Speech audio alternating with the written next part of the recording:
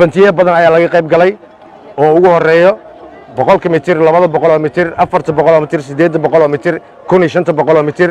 5000 10000 boodada hoose iyo 4x4 oo laasti ahayd maanta noogu dambeysay oo mataqaanaa 100 mitir ayaa maanta noogu dambeysay tartanku markuu bilaabanayo iyo markuu dhamaanayo waxay leedahay tartan dhibcaha guud lagu tilmaamo oo koobkaasi meesha noo yaalo lagu bixiyo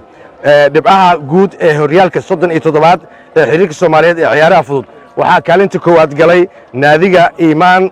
Hospital oo keensaday 85 dhibcood kaalinta labaad waxaa galay Horseed oo keensatay 73 dhibcood kaalinta saddexaadna waxaa gashay Heegan oo keensatay 21 dhibcood waxaan ahaa garsooriyaashii hore haddaad ogtihiin Khadiiji aniga weligay ciyaaraha anagoo yaryar oo arday ah ayaan wada qaban jirnay waxaan soo qabanay ciyaarihii All Arab Games oo lagu qabtay Muqdisho waxaan soo qabanay All African Games aan ku leeyahay oo waqtigaas waxaan idin leeyahay anoo waliba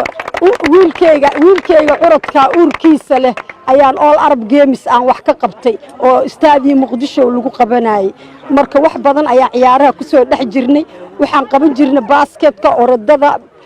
boodada biingaha intaba waa qabanayna garsooryaalan sida sharafta leh maanta liigugu soo dhaweeyay aan ku leeyahay Muqdisho xiriirka oo dhan iyo saaxiibada oo madax ka ciyaaraha fudud intaba waa u mahad celinaya waxaan leeyahay hambaliyo waxaan arkaynaa muxuu ahaa ciyaarihii la qabtay iyo sida muxuu ahaa loo guuleystay maalin kastana waxaan rajaynaynaa inay sidaas oo kale muxuu ahaa tartankan muxuu ahaa la xoojiyo xiriirka wiligiisa waa qaban jiray marka xiriirka ayaan ammaan iyo bogaadin u soo jeedinaynaa hadana wasaaradda iyo guddiga Olombikada Soomaaliyeed maanta waxaa farxad weyn noo ah guusha uu gaaray xiriirka Soomaaliyeed ciyaaraha fudud iyo kooxihiisa sagaalka ah maadaama oo ciyaarihii ay noogu dhamaadeen si nabdooni ah ama